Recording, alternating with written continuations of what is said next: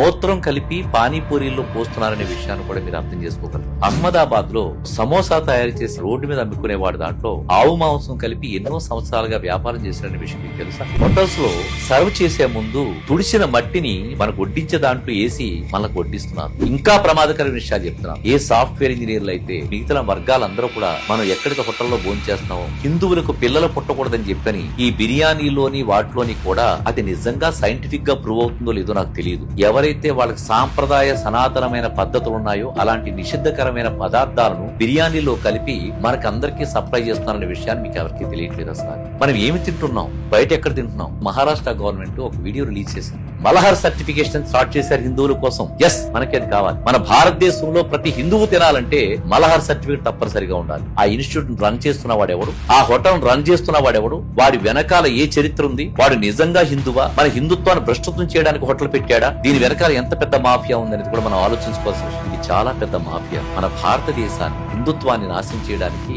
అలాగే మన ఆత్మశుద్ధిని దేహశుద్ధిని నాశనం చేయడం కోసం పాకిస్తాన్ నుంచి బంగ్లాదేశ్ నుంచి వచ్చిన ప్రమాదకరమైన జాతి విస్తృతమైన చర్యల్లో ఇది చేస్తున్నారు.